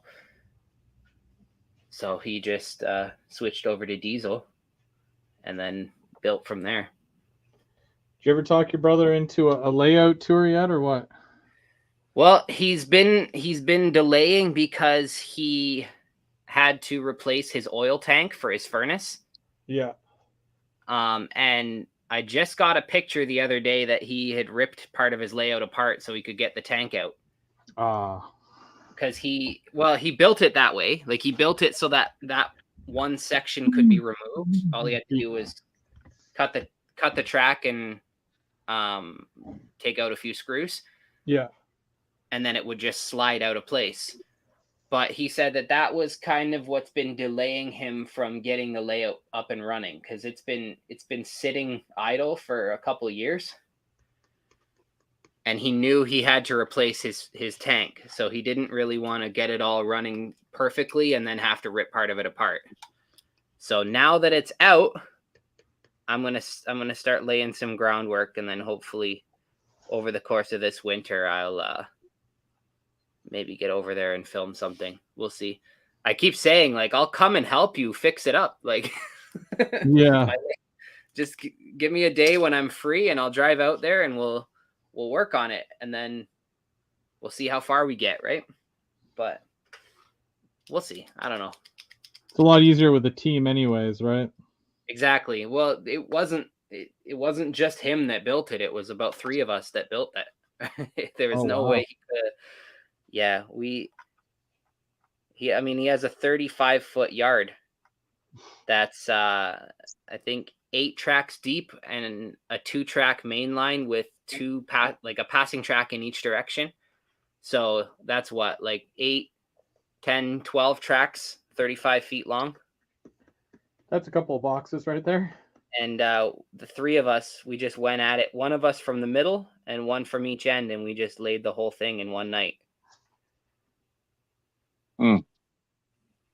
It was pretty ridiculous. We were at a show and he found a box of track, like obviously bigger than a box that you'd buy in the store. It was like someone was selling a huge lot of track, and he bought the whole thing. The guy had it for sale, like piece by piece. And he said, no, like how much for everything? The guy was a little bit shook, right?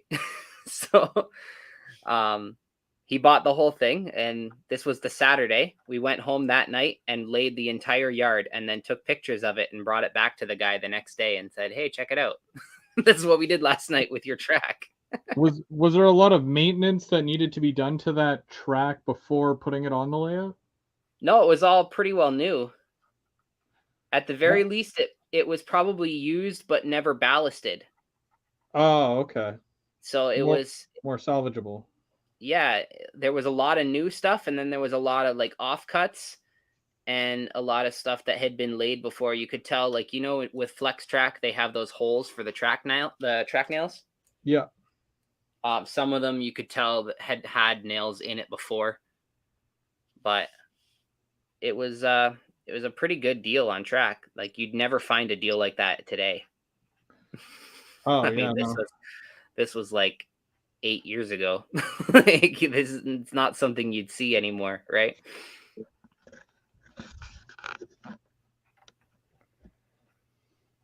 How does that look? I don't know. Again, it's like Looks not good. amazing, but it's like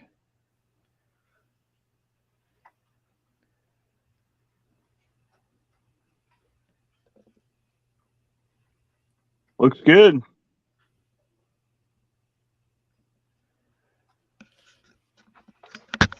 now if I could just do this every Sunday and, chip away little by little, I'm sure it'll be okay. I gotta fix this side road here though with the dirt and whatnot, and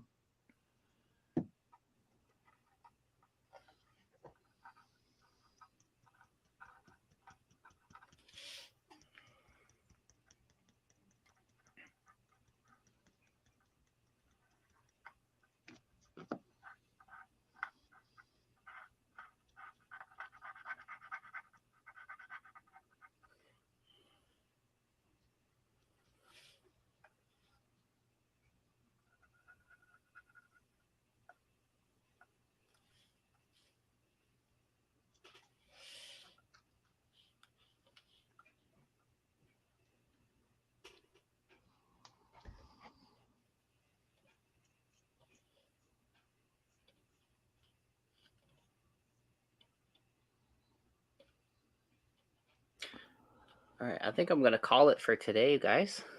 what time is it? It's 1:14.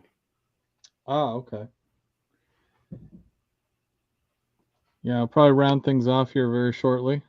But if you got to take off, then we'll see you. We'll see you Thursday night. Yes, sir. I'm looking forward to it. It's gonna be a fun one. It usually is. It usually is. Whenever you're going live there. I'm only assuming Yeah, it's gonna be fun because I literally have no plan, and I never do, and I probably never will. Sometimes I actually wound up missing last Thursday's show because I ended up working that night. So, Oh, that's too bad. You didn't miss too much. And I say that modestly. Well, we talked about what was it?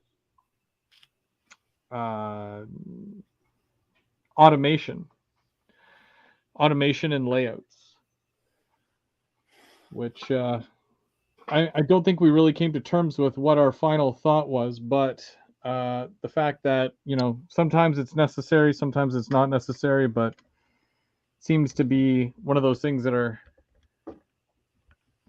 ever growing in the hobby itself, automating everything. I forgot to ask, did either one of you guys see that Trains Magazine article saying that TOSC cars may be going away in the next few years? The trailer on flat car? I did not see that, no. No, neither did Yeah, I. I just had a article pop up in my recommendations yesterday and read it, and they said it's possible in the next few years the trailer on flat car may be no more. It may be all double stack containers. Oh, weird. Oh, wow. I mean, that's believable, but it's like, You still need a flat car. yeah. There's times when something doesn't fit in a container. Well, I'm sure they'll repurpose them, right? Like they're not just gonna get rid of them. Do what they did in Tilsonburg, where they chopped down that auto rack, made a flat car. Yeah, that was neat.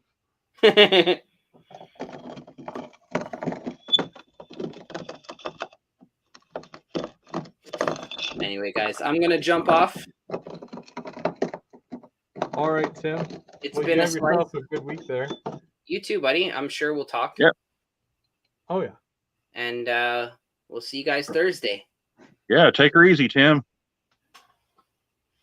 Take it easy, buddy. Yep. Okay. How do I leave this thing now? There we go. Goodbye. See you. I'm just gonna, because like you're there, we know you're there, but because you don't have your video going, I'm gonna go just Yeah, solo, sure. Go ahead.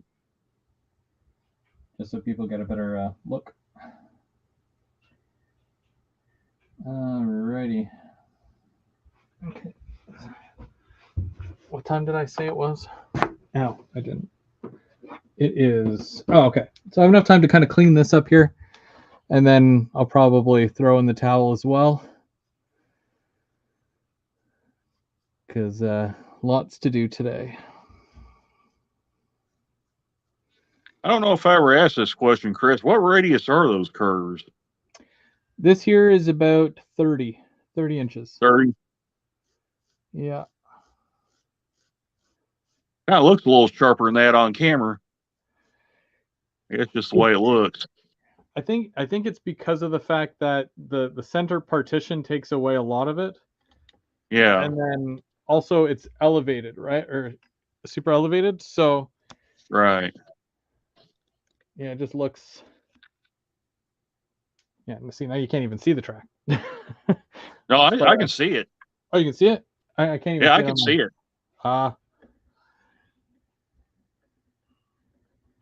That one back there that goes under the tunnel, that one's a little sharper. And it also goes down 2%. So I had to kind of make it fit for what it's worth there. But in most cases, yeah, the 30-inch radius for something like this here for mainline is not really standard, but I try not to go too small because of the longer equipment that I tend to run sometimes. Yeah. And then like the helix, the outside of that, because it's a double track, so it's 35 on the outside and then 33 on the inside.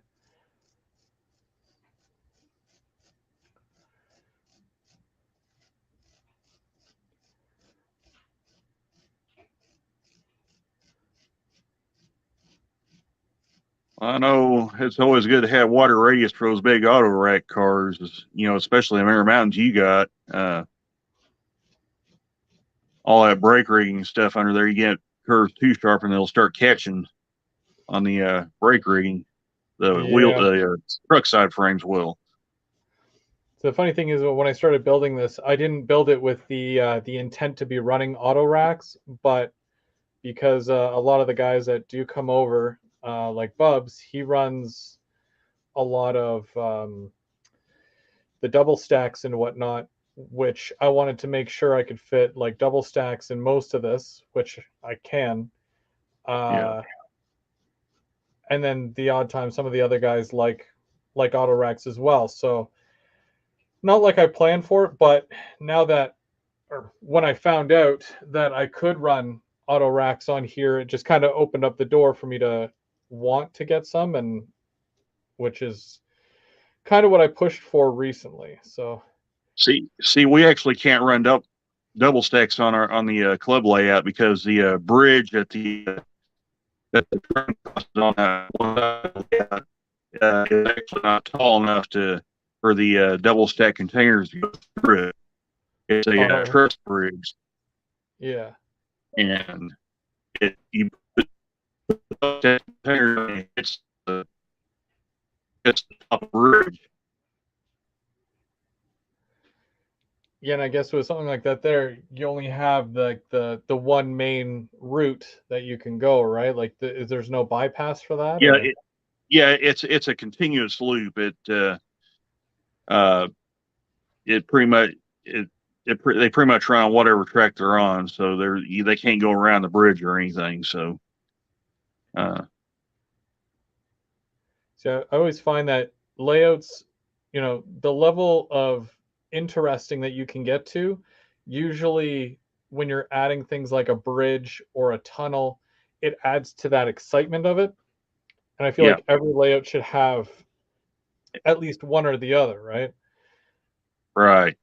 But you just got to make And it sure looks that good. you're able to. If you look at the video where the train crosses the bridge, it looks really, really good. It's just a little too low. It's just barely low enough that the double stack containers can't go under it. You can run auto racks through it all day, every day, but Yeah. What kind of bridge is it? it's some kind of a truss bridge. I don't know if it's an Atlas kit or what it is exactly, but it's an older bridge, truss bridge.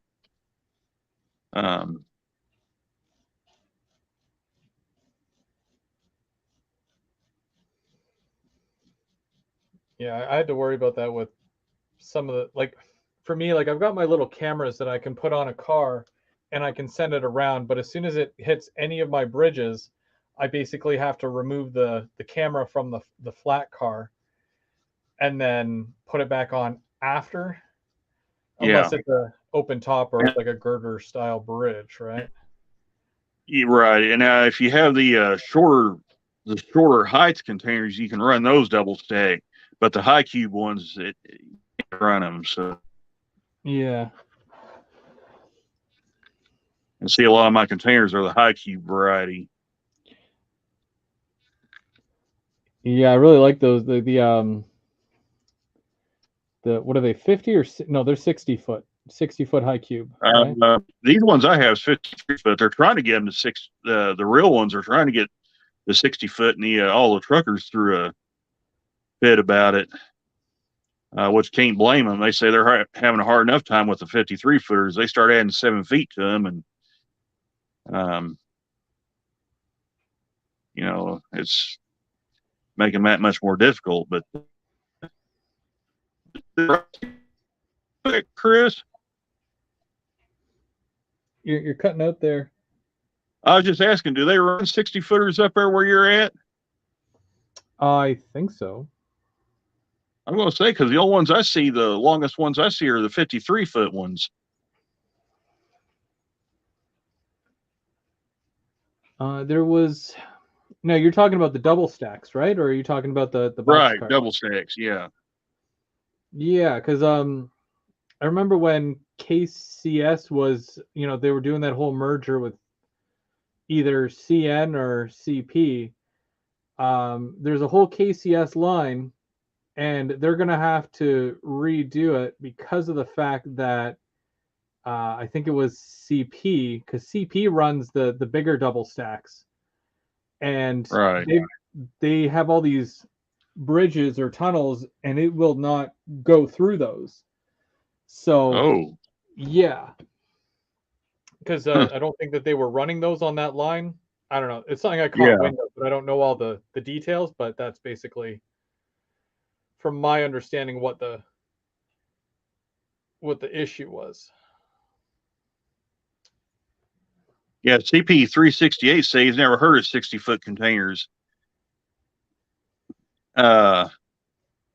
I know they was making a deal out of that here not too long ago about it, and a lot of the truckers was not real happy about it, and that was the last I ever heard of it. So that's why I asked if they was running 60 footers up there where Chris was at.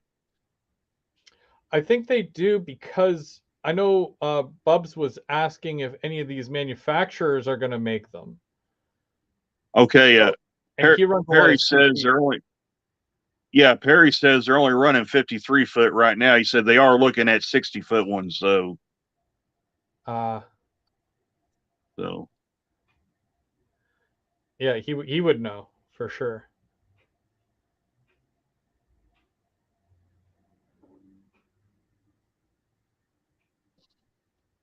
Yeah, I know that. Like I said, I know they was talking about it, and they had a deal on the news about it, and a lot of the truckers were not happy about it.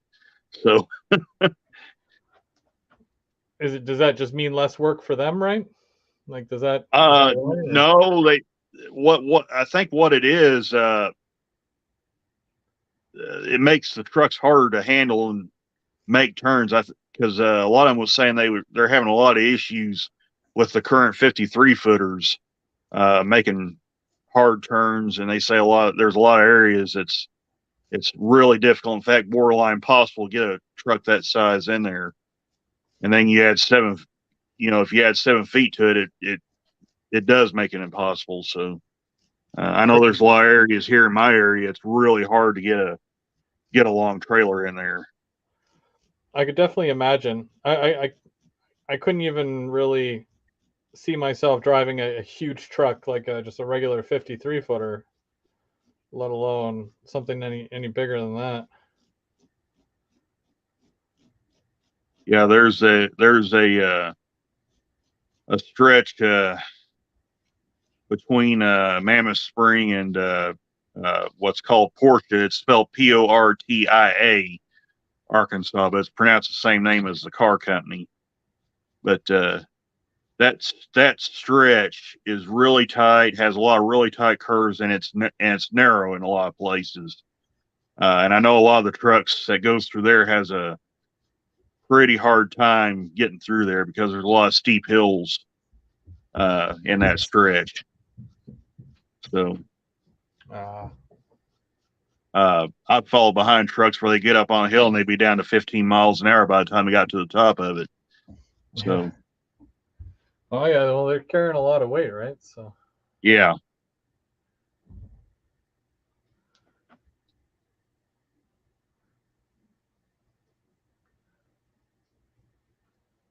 Dude, I live in that area and I don't even like driving that road. I can't imagine driving an 18-wheeler on that stretch. Nope, not at all.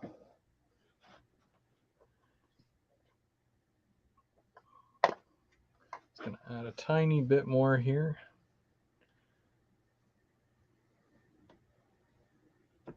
Oh wow! I was just reading Perry's comment there, and he says, well, sometimes the 53-foot ones are hard to turn. And on the 401, they are running 2 53-foot trailers behind one truck. Yeah, I am pretty sure if they tried that here, the truckers would revolt in this area. So.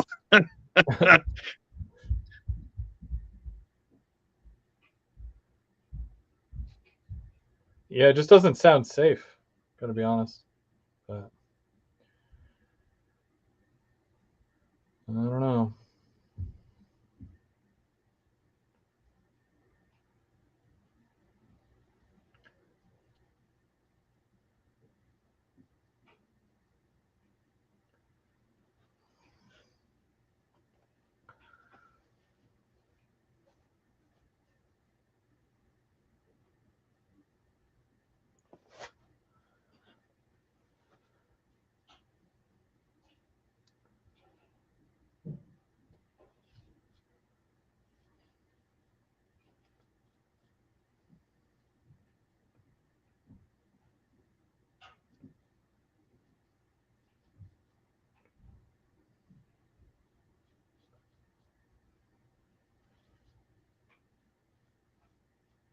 CP368 Productions said when his mom was driving, they only had 40-foot trailers. He can't imagine even pulling a 53-footer. Mm-hmm. There's still a few of those old 40-foot trailers still floating around, but they're getting few and far between. Even the 45-foot ones are rare. Man, back 15, 20 years ago, those things were all over the place, and now you don't hardly ever see one. I think the biggest thing I've ever driven personally would be just like do you guys have U-Haul? Yeah, we got U-Haul. Oh, okay. Yeah, like those big ones where for a house. Oh yeah. Like if you're moving a whole, that's probably the biggest I've ever. I'm not sure of the size of those, but some of them gets pretty big. They had one crash at Black Rock, Arkansas, when I was coming back from Memphis, and they was getting ready to tow it off, and it was one of those big U-Hauls. But it's like, oh man, as soon as you hit the gas, you can feel that weight behind you, and it's like, you're not going anywhere. Oh, Oh, that when they wrecked at Black Rock, they rolled that sucker, Chris. That thing had been on its lid because the cab was all bent up on it, and the box behind it was tore open. You could see all the packages in it and Oh, jeez. all the boxes.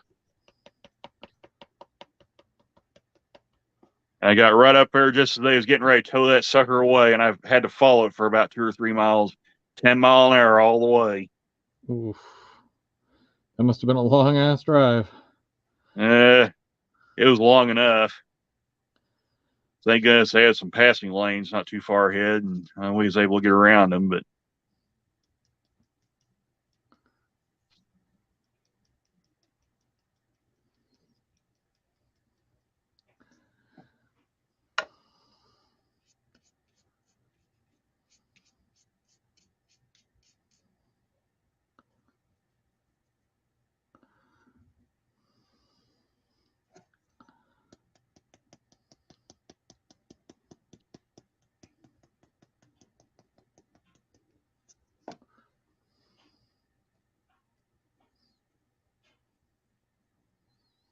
yeah, Perry says he drives a B train and it's 74 feet long.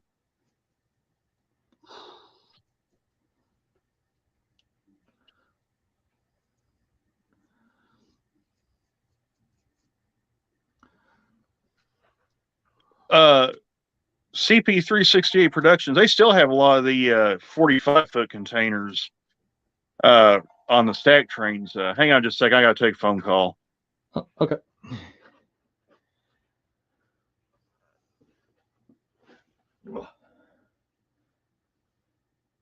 Hey, Tim, welcome back. Tim got the dishes done, everyone. So I can't be blamed. Okay, yeah, looking at the ballast job there sort of on the camera, it doesn't look too bad.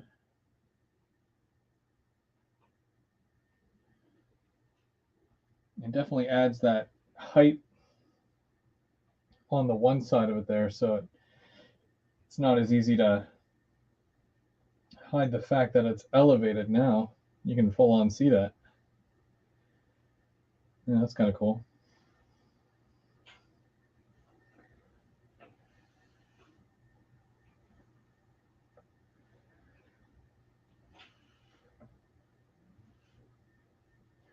I'll have to glue this all down maybe later on today in between working on my brakes and whatnot, just so it doesn't shift too much. And then once that's down, I'll come back and I'll do the static grass where there's grass, basically.